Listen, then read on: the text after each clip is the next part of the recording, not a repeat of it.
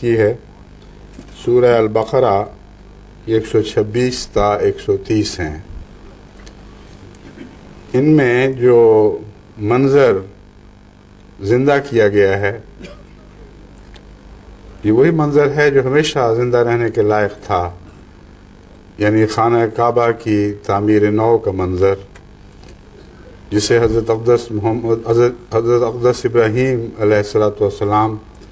اور ان کے بیٹے اسماعیل نے دونوں نے مل کر اثر نو تعمیر کیا تھا۔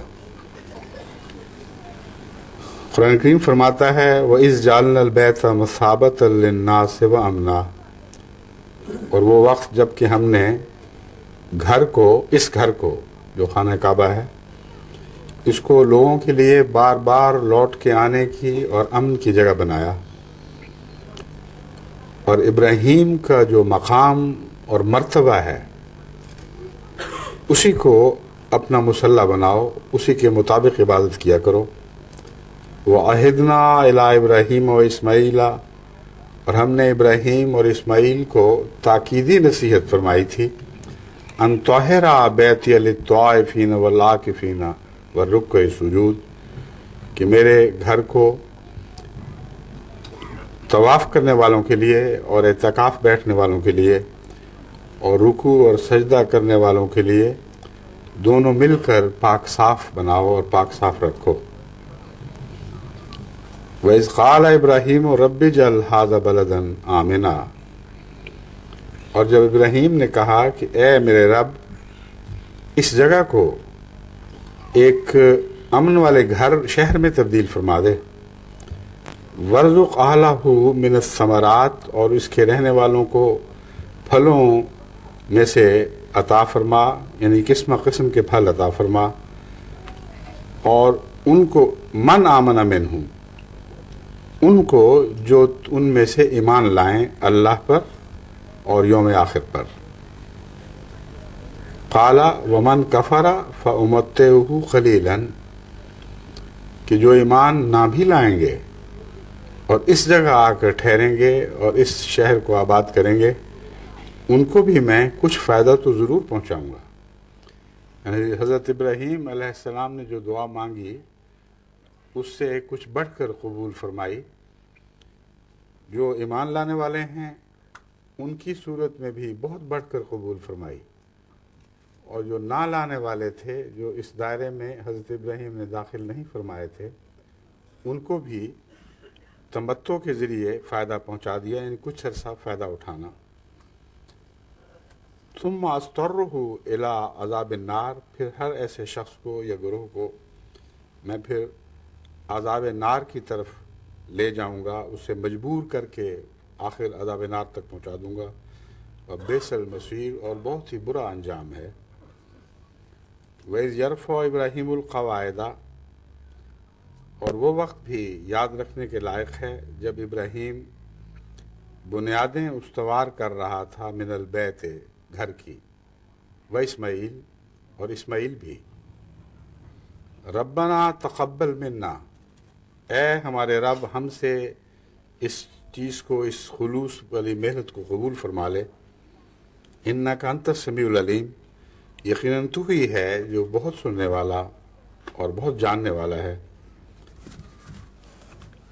ربنا واجعلنا مسلمین لک،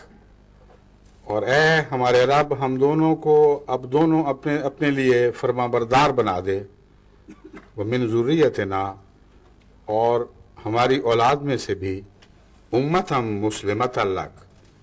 ایک ایسی امت بنا جو تیرے لیے مسلم ہو چکی ہو۔ اور امت مسلمہ جو نام ہے محمد رسول اللہ علیہ وسلم کی امت کا، دراصل اس نام کا آغاز اسی آیت میں ملتا ہے۔ وارنا مناسکنا، اور ہمیں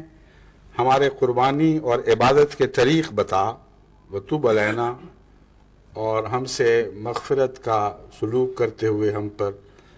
جھک جا، ہماری توبہ قبول فرماتے ہوئے ہم پر جھک جا، انکا انت التواب الرحیم، یقیناً تو بہت زیادہ توبہ قبول فرمانے والا اور بار بار رحم کرنے والا ہے۔ ربنا وابعث فیہم رسولا منہم، اور اے ہمارے رب انہی میں سے ایک رسول برپا فرما، یتلو علیہم آیاتک، وہ تیری آیات کی ان پر تلاوت کرے، وَيُعَلِّمُهُمُ الْكِتَابَ وَالْحِکْمَةَ، اور انہیں کتاب کی تعلیم بھی دے اور اس کی حکمت بھی سکھائے، وَيُزَكِّيهِمْ، اور ان کو پاک کرے، اِنَّكَ أَنْتَ الْعَزِيزُ الْحَكِيمُ، یقیناً تو بہت غالب، بزرگی والا اور بہت حکمت والا ہے۔ ان آیات سے متعلق بارہا بات ہو چکی ہے، کئی پہلوؤں سے اس کی تفسیر بھی گزری ہے، لیکن قرآن کریم کے مضامین تو کبھی ختم نہیں ہوتے، اور ایک پہلو پر آج غور ہوا ہے تو کل ایک اور پہلو سامنے ابھر آتا ہے، اور اس پہلو سے جب بھی قرآن کریم کی آیات پر اثر نو غور کیا جائے تو نئے نئے مضامین ابھرتے ہیں۔ لیکن اس تعلق میں تمہید کے طور پر پچھلی باتیں بھی بعض یاد کرانی پڑتی ہیں، کچھ بتانا پڑتا ہے۔ اس پہلو سے میں ان آیات سے متعلق مضامین کو نسبتاً زیادہ کھول کر بیان کرنے کی کوشش کروں گا۔ اذ جعلنا البیت مثابۃ للناس وامنا، وہ وقت جب کہ ہم نے بیت کو لوگوں کے لیے بار بار لوٹ کر آنے کی اور امن کی جگہ بنایا۔ یہ جو آیت کا آغاز ہے یہ بعد والی آیت کے ساتھ بظاہر مطابقت نہیں رکھتا، کیونکہ فرمایا وَإِذْ قَالَ إِبْرَاهِيمُ رَبِّ اجْعَلْ هَٰذَا بَلَدًا آمِنًا،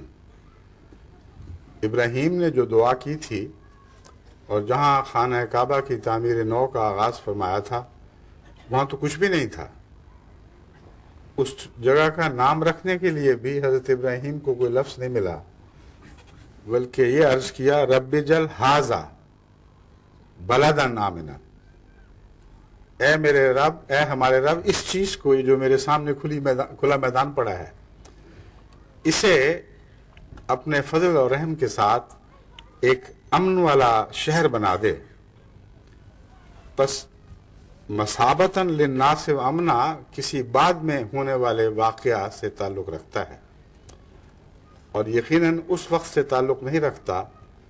جب حضرت ابراہیم علیہ السلام نے یہ دعا مانگی تھی، کیونکہ دعا کا منظر تو یہ ہے کہ ایک چٹیل لق و دق صحرا سامنے کھلا پڑا ہے، اس میں کچھ بھی نہیں، بے آب و گیا وادی، جہاں اپنے بچے کو اور اپنی زوجہ مبارکہ کو چھوڑ کر چلے گئے تھے، اس جگہ کے متعلق دعا کر رہے ہیں کہ اسے ایک شہر میں تبدیل فرما دے۔ بس آغاز کی آیت یہ بتا رہی ہے کہ ایک دعا جو آنے والی ہے وہ ابراہیم کے حق میں بڑی شان کے ساتھ قبول کر لی گئی تھی۔ بعض دفعہ قبولیت دعا کا ذکر پہلے آ جاتا ہے اور دعا بعد میں آتی ہے، یہ بھی قرآن کریم کی ایک عجیب شان ہے، ایک خاص انداز ہے بتانے کے لیے کہ ایک بہت ہی اہم واقعہ ہونے والا تھا جو ہو گیا ہے، یاد کرو اس بات کو، لیکن اس کے آغاز کی طرف بھی توجہ پھیرو کہ کیسے شروع ہوا تھا۔ جب یہ آیات نازل ہو رہی تھیں اس وقت تو مکہ ایک عظیم الشان شہر میں تبدیل ہو چکا تھا، بار بار لوگوں کے لیے لوٹ کے آنے کی جگہ بن گئی تھی، اور امن کے کچھ تقاضے بھی پورے کر رہا تھا، اگرچہ سارے نہیں، لیکن دراصل پوری شان کے ساتھ یہ آیت حضرت صلی اللہ علیہ وآلہ وسلم پر اور آپ کے بعد ہونے والے واقعات پر چسپاں ہوتی ہے۔ اور جیسا کہ اس مضمون کو ہم آگے بڑھتے ہوئے دیکھیں گے، ان آیات کا آخری خلاصہ یہی نکالا گیا ہے کہ ان دعاؤں کا مرجع اور سب کچھ حضرت محمد مصطفیٰ صلی اللہ علیہ وآلہ وسلم ہی تھے، اور ان کی ذات سے خانہ کعبہ کے جو مسالے وابستہ تھے وہی ہیں جن کی دراصل دعائیں مانگی جا رہی تھیں۔ بس پہلے وہ دعا بتائی وہ جو مقبول ہوئی، اور اس مقبول دعا کے نتیجے میں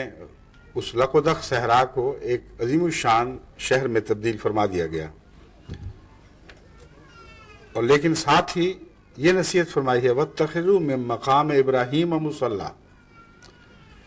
ابراہیم کا مرتبہ ہے اور خدا کے حضور اس کی عاجزی کا ایک مقام ہے، وہی دراصل عبادت کرنے کا انداز ہے، وہی ایک عبادت کرنے کی جگہ. مصلی تو بظاہر ایسی جگہ کو کہتے ہیں جو مادی دنیا میں ناپی جاتی ہے، مگر جب مقام کی بات کرتے ہیں تو کوئی ایسی ظاہری جگہ نہیں جس کو گزوں فٹوں وغیرہ میں ناپا جا سکے. مراد یہ ہے کہ اپنا ایک انداز ایسا بناؤ جیسا ابراہیم کا انداز تھا. اور اس کے بعد فرمایا کہ ہم نے ابراہیم کو ایک تاکیدی نصیحت فرمائی تھی، اور اسماعیل کو بھی، کہ اس گھر کو خوب تیار کرو، صاف ستھرا رکھو، کیونکہ طائفین اور عاکفین اور رکع سجود یہاں آنے والے ہیں. میرے نزدیک اس کا بھی اول اطلاق حضرت اقدس محمد مصطفیٰ صلی اللہ علیہ وآلہ وسلم کے زمانے پر ہوتا ہے. اس کی وجہ یہ ہے کہ اگرچہ کچھ آغاز اس کے اطلاق کا شروع ہو چکا تھا، مگر جو نقشہ کھینچا جا رہا ہے ویسا کوئی نقشہ ہمیں تاریخ میں دکھائی نہیں دیتا. حضرت ابراہیم علیہ السلام کے واقعات احادیث نبوی میں بھی پڑھ لیں اور دوسری تاریخ میں بھی دیکھ لیں، کہیں یہ ثابت نہیں کہ حضرت ابراہیم علیہ السلام ہر سال حج کے لیے وہاں آیا کرتے تھے اور کثیر تعداد میں دنیا سے لوگ وہاں اکٹھے ہوا کرتے تھے. یہ تو معلوم ہے کہ کچھ قبائل وہاں آباد ہو گئے تھے، یا ایک قبیلہ جرہم کا وہاں آباد ہو گیا تھا، اور ارد گرد سے اور بھی لوگ وہاں اکٹھے ہو جایا کرتے تھے. مگر یہ تصور جو قرآن کریم میں کھینچا جا رہا ہے کہ گویا سب دنیا سے دور دور سے لوگ کھچے کھچے چلے آتے ہیں اور بار بار اکٹھے ہوتے ہیں، ایسا کوئی نقشہ تاریخ میں ہمیں دکھائی نہیں دیتا. پس در حقیقت اگر ان آیات کے نیچے اتر کر ان کے گہرے مضامین پر نظر ڈالتے ہوئے آگے بڑھیں تو صاف دکھائی دیتا ہے کہ حضرت ابراہیم علیہ السلام کی دعا کا آخری مراد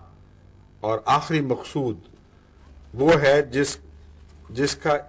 ان آیات کی آخری آیت میں ذکر فرمایا گیا ہے. اور جب وہاں پہنچیں گے تو اس وقت بات خوب کھل جائے گی. بس ابراہیم اور اسماعیل کو جن آنے والوں کی تیاری کا حکم دیا گیا تھا، میرے نزدیک وہ حضرت محمد مصطفیٰ صلی اللہ علیہ وآلہ وسلم والذین معہ، اور وہ لوگ تھے جو ان کے ساتھ آنے والے تھے. اور ایک نبی اور اس کے پیارے بیٹے کو جو خود نبی ہو، اس کو ایک عظیم الشان نبی کی تیاری ہی کا حکم دیا جا سکتا ہے. ان کی دعائیں اس کے لیے وقف تھیں، ان کی تمام تر کوششیں اس کے لیے وقف تھیں،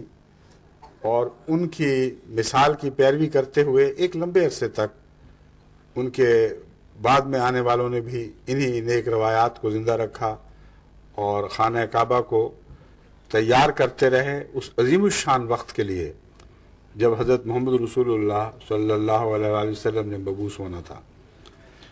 بس آپ تاریخ پر نظر دوڑا کے دیکھیں، حج کا جو نقشہ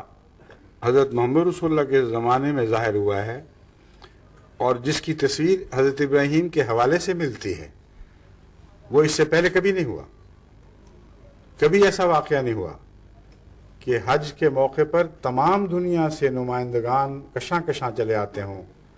ایسی اونٹنیوں پر سفر کر رہے ہوں جو لمبے سفر کے نتیجے میں کمزور پڑ گئی ہوں، ایسے رستوں پر چل رہے ہوں جہاں کثرت سے چلنے والوں کی وجہ سے گڑھے پڑ گئے ہوں. یہ جو نقشے قرآن کریم میں کھینچے گئے ہیں، یہ حضرت صلی اللہ علیہ وآلہ وسلم سے پہلے کے زمانے کی تاریخ میں کہیں نظر نہیں آتے. آخر کیا وجہ ہے کہ اتنا عظیم الشان واقعہ رسول اللہ حضرت ابراہیم کے زمانے میں شروع ہو چکا تھا اور نہ بائبل کی تاریخ میں، نہ قرآن کی تاریخ میں، نہ دیگر اذکار میں کہیں اس کا ذکر محفوظ نہ کیا گیا ہو؟ بس آنے والوں کو تو پتہ چلتا ہے، مگر شاذ کے طور پر، ایک آغاز کے طور پر ایک سلسلہ جاری کیا گیا ہے، مگر وہ بھی دراصل آغاز نہیں تھا، آغاز اس سے بہت پہلے ہو چکا تھا. امر واقعہ یہ ہے کہ حج کی بنیاد اس وقت ڈالی گئی ہے جب یہ خانہ کعبہ تعمیر ہوا ہے، اور حضرت ابن عربی کی ایک کشف بھی یہ بتاتا ہے کہ اس عمارت کو، جسے بیت العتیق کہا جاتا ہے، انسان کی تہذیبی تاریخ سے ایک نسبت ہے، ایک گہرا تعلق ہے، اور حقیقت میں یہ وہ گھر ہے جس نے سب سے پہلے انسانیت کو گھر بنانا سکھایا تھا۔ اولا بیتن فرمایا گیا ہے، اولا مسجد نہیں فرمایا گیا، اولا بیت للناس فرمایا گیا ہے، اور یہاں باوجود اس کے کہ بیت اللہ ہے، خدا کی طرف نسبت نہیں پھیری گئی، یعنی بنی نوع انسان کو تہذیب سکھانے، ان کے اعلیٰ مقاصد سے ان کو آگاہ کرنے کے لیے، اس کی تربیت دینے کے لیے، ان مقاصد کے لیے تیار کرنے کے لیے جو سب سے پہلا گھر دنیا میں قائم کیا گیا ہے وہ بیت اللہ تھا۔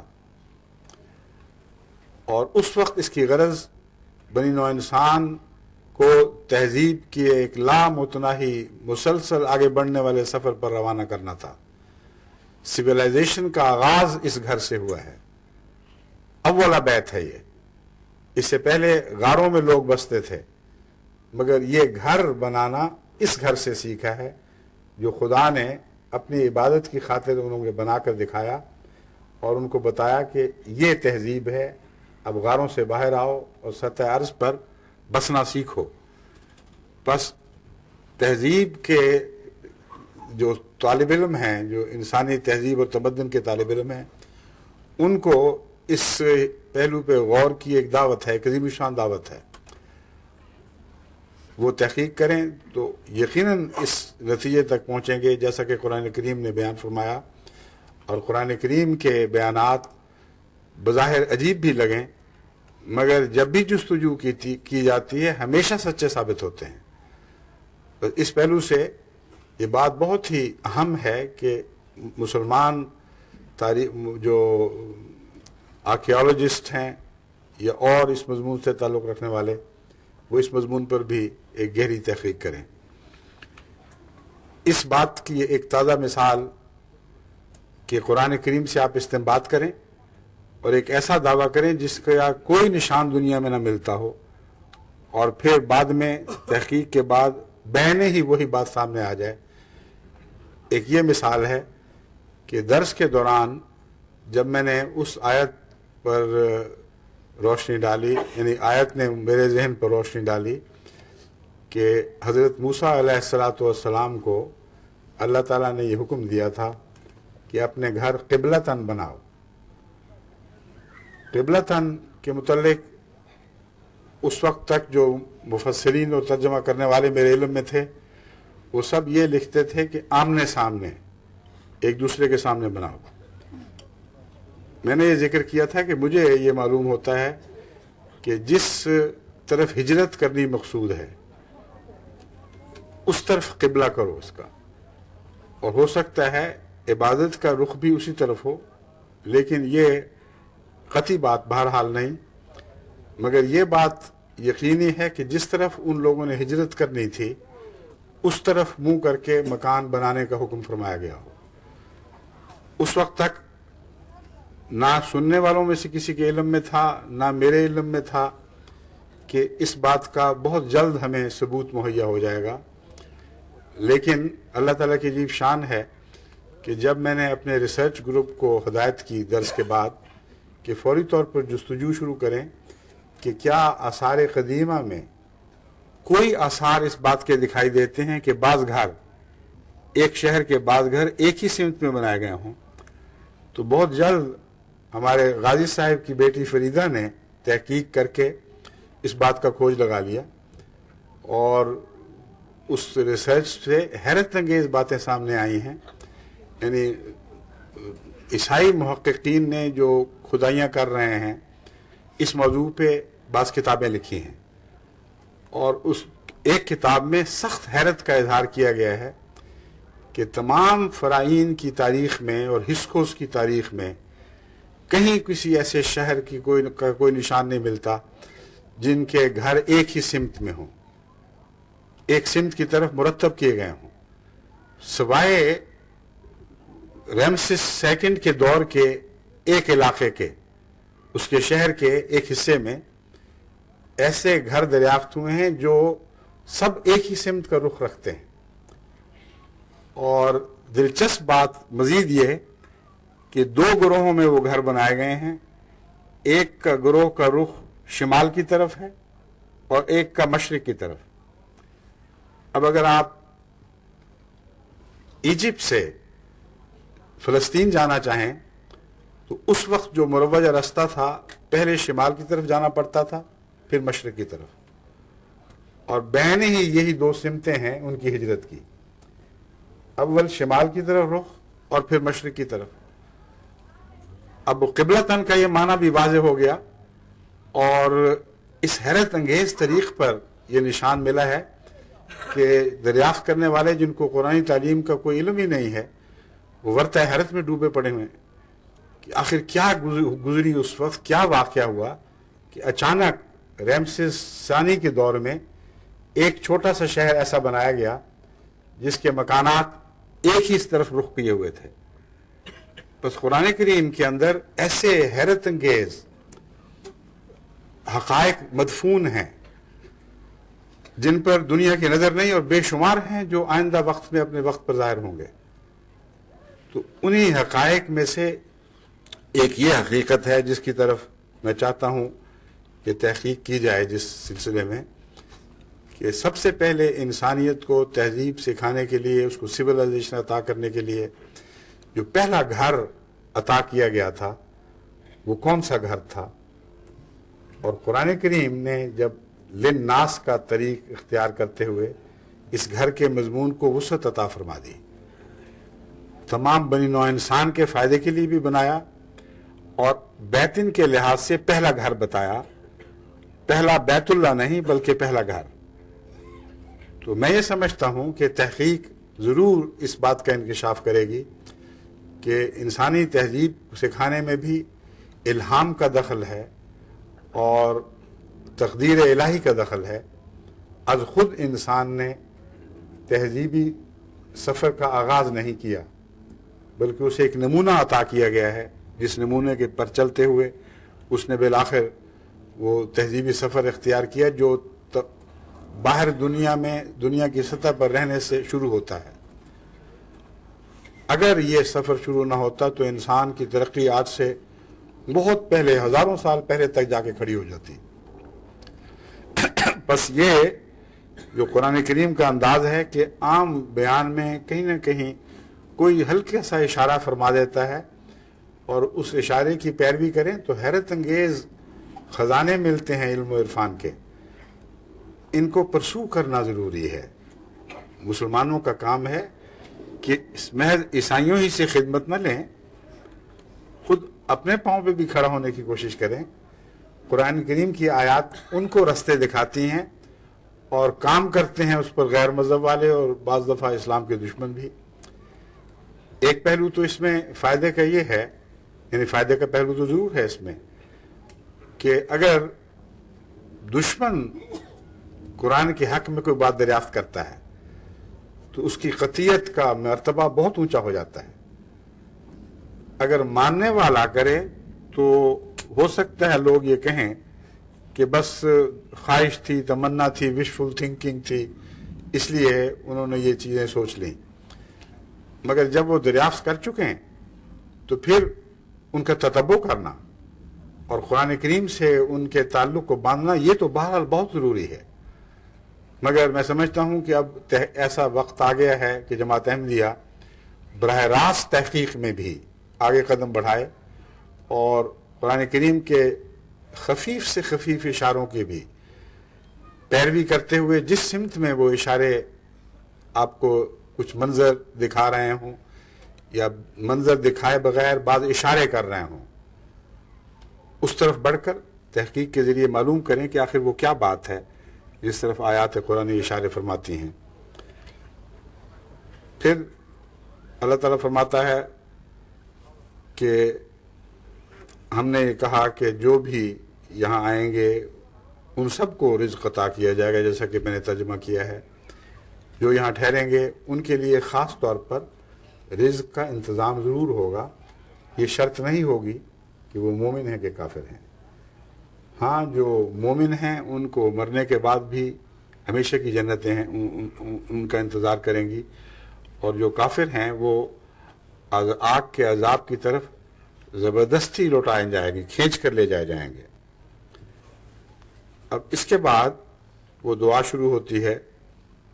وَإِذْ يَرْفَعُ إِبْرَاهِيمُ الْقَوَاعِدَ مِنَ الْبَيْتِ وَإِسْمَاعِيلُ۔ دیکھ لیں، اِذْ جَعَلْنَا الْبَيْتَ مَثَابَةً لِلنَّاسِ وَأَمْنًا کا پہلے ذکر ہے، پورا شہر آباد، کثرت سے لوگ آ رہے ہیں اور ابھی بنیادیں ڈالی نہیں گئیں۔ 2 آیات گزرنے کے بعد تیسری آیت میں اللہ فرماتا ہے وَإِذْ يَرْفَعُ إِبْرَاهِيمُ الْقَوَاعِدَ مِنَ الْبَيْتِ وَإِسْمَاعِيلُ۔ وہ وقت یاد کرو جبکہ وہ شہر جس کا ہم نقشہ پہلے کھینچ چکے ہیں، جو تمام دنیا کے لیے مصابہ اور امن بن چکا ہے، اس کا آغاز، اس کی تعمیر کا آغاز ایک نبی اور اس کے بیٹے کے ساتھ ہوا۔ نبی اس کا انجینئر بھی تھا اور مزدور بھی، بیٹا اس کے پیچھے چلنے والا مزدور، بس یہ 2 تھے، ان کے آرکیٹیکٹ کہہ لیں، انجینئر کہہ لیں یا مزدور کہہ لیں۔ انہوں نے اس گھر کا اثر نو تعمیر کا آغاز فرمایا۔ اب یہ بات بھی میرے نزدیک اس دعا سے تعلق رکھتی ہے جو آخر پر آتی ہے۔ وہ عظیم الشان نبی جس کے ساتھ بیت اللہ کے اعلیٰ مقاصد وابستہ تھے، جس کے ظہور کے بغیر بیت اللہ کے مقاصد مبہم اور بظاہر بے حقیقت رہ جاتے، جس کے آئے بغیر بیت اللہ اپنی تمام شان کے ساتھ ظہور نہ پکڑتا، اس نبی کے آنے کی تیاری ہو رہی ہے۔ گھر کو اس کے لیے صفا کیا جا رہا ہے، اس کے لیے اثر نو تعمیر کی جا رہی ہے۔ کس شان کا وہ وجود ہے جس کے خاطر گھر کو سدھارنے والا ایک عظیم الشان نبی ابراہیم علیہ الصلوۃ والسلام ہے، اور ایک اور عظیم نبی ان کا بیٹا۔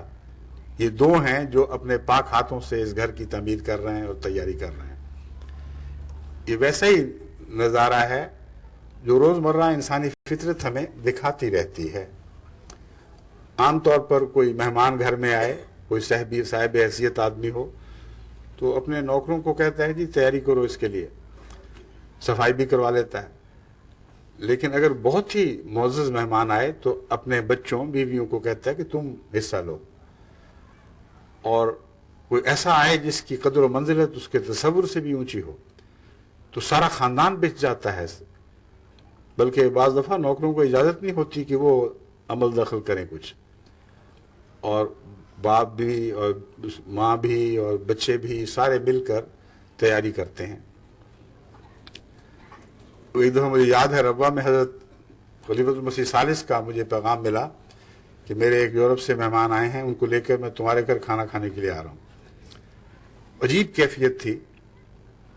میں بھی کھانا پکانے میں لگ گیا، میری بیوی بھی لگ گئی، بچے بھی لگ گئے، اور تصور میں بھی نہیں تھا کہ یہ کھانے نوکروں سے تیار کروانے ہیں۔ تو یہ وہ منظر ہے جو مجھے اس آیت کے وقت یاد آتا ہے۔ حضرت رسول اللہ کے لیے تیاری ہو رہی ہے۔ اس گھر کو اثر نو درست کرنے کا مقصد حضرت محمد رسول اللہ علیہ وسلم کی بعثت کا مقصد تھا، اور آپ کے آئے بغیر یہ خانہ کعبہ اپنے اعلیٰ مقاصد تک پہنچ ہی نہیں سکتا تھا۔ وہ نقشہ ظاہری نہیں ہوتا تھا جو ابتدا میں کھینچا گیا ہے، وَإِذْ جَعَلْنَا الْبَيْتَ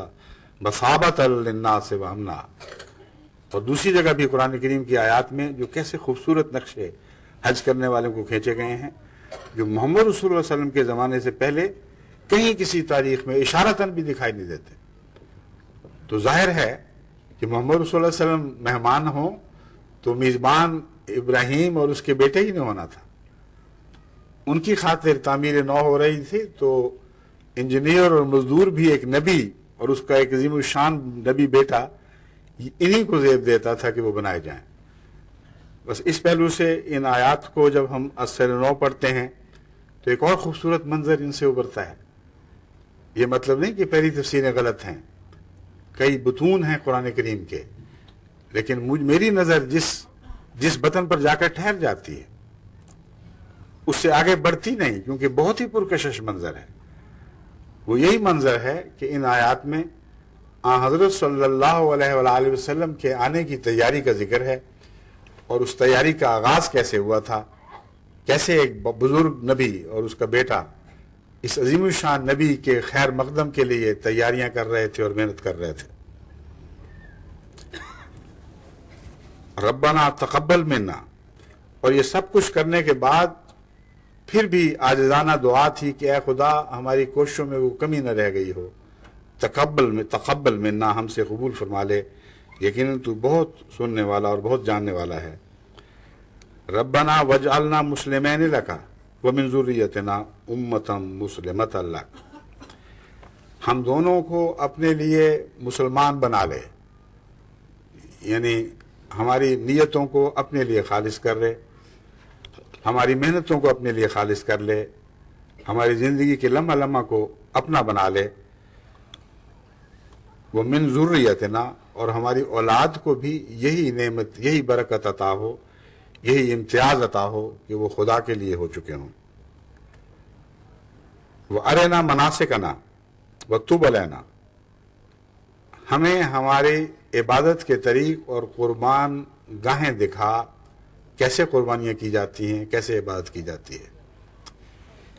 اس دعا کے ساتھ ہی دوسری دعا یہ حضرت ابراہیم نے کی، وتب علینا، اس راہ میں کمزوریاں ہو سکتی ہیں، تو سکھائے ہم سیکھنے والے ہوں لیکن حق ادا نہ کر سکتے ہوں، تو تب علینا، ہم سے نرمی، رحمت اور شفقت کا سلوک فرمانا، اور ہمیں توبہ کرنے کی توفیق عطا فرمانا اور اس توبہ کو قبول کر لینا. تب علینا. اب یہ عجیب بات ہے کہ توبہ کرنے کا کہیں ذکر نہیں ہے، تب علینا کا ذکر ہے، جس کا مطلب یہ ہے کہ حضرت ابراہیم کی ذات میں یہ بات داخل تھی، آپ کی سرشت میں یہ بات داخل تھی کہ خدا کے بتائے ہوئے طریق پر جب چلتے تھے تو ہر وقت توبہ اور استغفار کرتے رہتے تھے کہ کہیں کوئی کمی رہ گئی ہو تو اللہ تعالیٰ اس سے صرف نظر فرمائے. اور وہ توبہ جو ابراہیم کی صفات میں داخل، آپ کی ذات میں داخل ہو چکی تھی، اس کا ذکر الگ کرنے کی بجائے یہ کر دیا تب علینا، ہماری توبہ قبول کرتے ہوئے ہم پر جھک جانا. انکا انت التواب الرحیم، تو بہت زیادہ توبہ قبول فرمانے والا ہے. یہاں بھی زور محمد اللہ تعالیٰ کی شان توابی پہ دیا گیا ہے، اپنی توبہ کا ذکر بھی نہیں. مطلب یہ ہے کہ انسان کی توبہ کی کوئی حیثیت نہیں ہے اگر خدا توبہ قبول کرنے والا نہ ہو. اور خدا کی توبہ قبول کرنے کی شان یہ ہے کہ وہ جھکتا ہے اور ایک قسم کا بندے کے لیے انکسار دکھاتا ہے، اس کے درجے پر اتر آتا ہے اور پھر وہ توبہ کو قبول کرتا ہے. ورنہ توبہ میں یہ طاقت نہیں کہ وہ اٹھ کر ایسی رفت اختیار کرے کہ گویا خود خدا کے دروازے کھٹکھٹائے. بس توبہ کی قبولیت کا خدا کے جھکنے سے ایک گہرا تعلق ہے. اسی لیے تواب کی ذات کا نقشہ کھینچا گیا. ایک تواب خدا کا نقشہ قرآن کریم میں ملتا ہے، یعنی وہ خدا جو بار بار بندے پر جھک جانے والا ہے اور اس کی توبہ کو قبول فرمانے والا ہے. تو تب علینا انکا انت التواب الرحیم، تو ہے ہی توبہ قبول کرنے والا. کیسے ہوگا کہ تو توبہ قبول نہ کرے؟ ہم عرض تو کرتے ہیں اور اس ذات سے کرتے ہیں جو بہت توبہ قبول فرماتا ہے. یہ سب کچھ کہنے کے بعد اب مطلب کی بات آتی ہے، اندر کی بات خوب کھل جاتی ہے کہ حضرت ابراہیم علیہ السلام یہ تیاریاں کیوں کر رہے تھے، کیا مقصد تھا ان سب باتوں کا، ان سب دعاؤں کا بالآخر مقصود کیا تھا. ربنا وابعث فیہم رسولا منہم، ابراہیم جو رسول بنائے گئے تھے جسے ابو الانبیاء بھی کہا گیا، وہ کہتے ہیں کہ اصل رسول تو بعد میں آنے والا ہے، وہ رسول جس کا میری اولاد میں سے ہونے کا وعدہ فرمایا گیا ہے. بس اے میرے آقا وہ رسول مبعوث فرما دینا جس کے بعد پھر سارے کام اسی کے سپرد ہوں گے، پھر تمام گزشتہ انبیاء تاریخ کی کہانیاں بن جائیں گے. ذکر خیر تو چلے گا مگر بنی نوع انسان کے مسالے میں ان کا کوئی دخل نہیں رہے گا. بس وہ آخری رسول مبعوث فرما جس کی ذات میں سب رسالتیں ہیں، جس کے قدموں سے تمام تر فیض ہمیشہ کے لیے وابستہ ہو چکے ہوں گے، وہ رسول فرما جس کے نتیجے میں یہ گھر واقعتاً للناس بن جائے گا اور تمام بنی نوع انسان کے مقاصد اور مسالے اس گھر سے وابستہ ہو جائیں گے، وہ رسول مبعوث فرما جس کے بعد اس گھر میں تمام دنیا سے کونے کونے سے کالے اور گورے، سرخ اور زرد، مشرقی اور مغربی، شمالی اور جنوبی، کشاں کشاں ہر سال کھینچے چلے آئیں گے، وہ مساوتاً ہوگا اور امن کی جگہ ہوگی، وہ رسول فرما مبعوث فرما جس کے ساتھ خانہ کعبہ کے تمام تر مقاصد وابستہ ہیں۔ اس رسول کا جو نقشہ حضرت ابراہیم علیہ الصلوۃ والسلام نے کھینچا ہے وہ ہے ربنا وبعث فیہم رسولا منہم یتلو علیہم آیاتک ویعلمہم الکتاب والحکمہ، اے ہمارے رب ان میں وہ رسول مبعوث فرما دے جو انہی میں سے ہو اور ان پر تیری آیات کی تلاوت کرتا ہو، یعنی ان میں سے ہو کر پھر اس مرتبے کو حاصل کرے کہ تجھ سے باتیں سنے اور ان تک پہنچائے، وَيُعَلِّمُهُمْ اور ان کو تعلیم دے، الکتابہ کتاب کی تعلیم، والحکمتہ اور حکمت کی تعلیم، پھر فرمایا عرض کیا خدا سے وَيُزَكِّيهِمْ اور انہیں پاک صاف کر دے، ان کا تزکیہ فرما دے، اِنَّكَ أَنْتَ الْعَزِيزُ الْحَكِيمُ یقیناً تو ہی ہے جو بہت غالب، بزرگی والا اور بہت حکمتوں والا ہے۔ اب اس دعا کو جو دراصل اس ساری تمہید کا اعلیٰ آخری مقصد تھا جو پہلے تمہیدی بیان گزرا ہے، اس دعا کو ابراہیم نے جس طرح مانگا، قرآن کریم میں جہاں جہاں بھی ابراہیم کی دعا کا ذکر ہے اسی ترتیب سے ملتا ہے، مگر جس طرح اللہ نے قبول فرمایا وہ ترتیب اس سے مختلف فرما دی، اور جہاں جہاں بھی قبولیت دعا کا ذکر ملتا ہے اس دوسری ترتیب سے ملتا ہے جس سے اس دعا کو قبول فرمایا گیا۔ بس قرآن کریم کے اندر جو ایک ہی مضمون سے تعلق رکھنے والی کچھ فرق کے ساتھ آیات پھیلی ہوئی ہیں، ان کا مطالعہ کریں تو 23 سالہ عرصہ میں متفرق وقتوں میں نازل ہونے والی یہ آیات آپس میں گہرا ربط رکھتی ہیں، کوئی اتفاقی حادثہ نہیں ہے جو ان کو باندھے یا الگ کر سکے، ایک ہی مضمون، ایک ہی مقصد، ایک ہی ترتیب ہے جو مسلسل قرآن کریم میں آپ کو ان ایسی آیات سے وابستہ دکھائی دیتی ہے، اور ان کو آپس میں اگر سمجھ کر پڑھیں تو سب آیات اس مضمون سے تعلق رکھنے والی مربوط ہو جاتی ہیں۔ بس ان دو باتوں میں آپ قرآن کریم کی فصاحت و بلاغت کو حیرت انگیز طور پر عظیم الشان تو پائیں گے، اعلیٰ مرتبہ تک پہنچا ہوا دیکھیں گے کہ جہاں بھی ابراہیم کی دعا کا ذکر ہے مختلف اوقات میں نازل ہونے والی آیات ہیں، مگر دعا میں جو مانگا گیا اس کی ترتیب وہی ہے جو بندے نے مانگی تھی، یعنی ابراہیم خدا کے بندے نے، اور جب دعا قبول فرمانے کا ذکر ہے تو اس کی ترتیب وہی ہے جو سب سے بہتر قبول کرنے والے نے جس رنگ میں قبول فرمائی، اور اس ترتیب میں کوئی اتفاقی تبدیلی واقعہ نہیں ہوتی۔ چنانچہ جب ابراہیم علیہ السلام نے یہ کہا ربنا تقبل منا، تو ساتھ کہا انک انت السمیع العلیم، تو قبول فرما لے، تو سننے والا ہے اور قبول کرتا ہے، لیکن علیم بھی ہے، یعنی جانتا ہے کہ کون سا انداز قبول کا زیادہ بہتر ہے۔ بس بسا اوقات ایک انسان ایک عاجزانہ دعا کرتا ہے، اس میں کچھ خامیاں رہ جاتی ہیں، کچھ باتیں ذہن میں نہیں آتی اور انسان کی دعا مکمل نہیں ہوتی، کسی پہلو سے اس میں رکھنا رہ جاتا ہے، مگر اللہ جب قبول فرماتا ہے تو ان فروگزاشتوں سے قطع نظر کرتے ہوئے کامل طور پر انہیں اس دعا کو قبول فرماتا ہے۔ یہ اس کی ایک عظیم مثال ہے۔ 4 باتیں تھیں، رسول مبعوث فرما، انہی میں سے ہو، یتلو علیہم، ان پر تیری آیات کی تلاوت کرنے والا ہو، تعلیم کتاب دینے والا، تعلیم حکمت دینے والا اور تزکیہ کرنے والا۔ جب یہ دعا قبول ہوئی تو اس کا ذکر سورہ جمعہ میں ان الفاظ میں ملتا ہے، هو الذی بعث فی الامیین رسولا منہم، وہی اللہ ہے، وہی ذات ہے جس نے انہی میں سے جو امی لوگ تھے عرب کے یا تمام دنیا کے امی لوگ، یعنی محمد رسول اللہ صلی اللہ علیہ وسلم کی بعثت سے پہلے سب دنیا امی ہی تھی، روحانی علوم سے بے بہرا اور کلیتاً جہالت کی حالت میں زندگی بسر کرنے والی۔ تو امیین کے لفظ کو اگر عالمی تصور دیں، جیسا کہ محمد رسول اللہ علیہ وسلم کی شان کا تقاضا ہے، کیونکہ آپ عربوں میں سے مبعوث ہو کر دنیا کی طرف نہیں بھیجے گئے،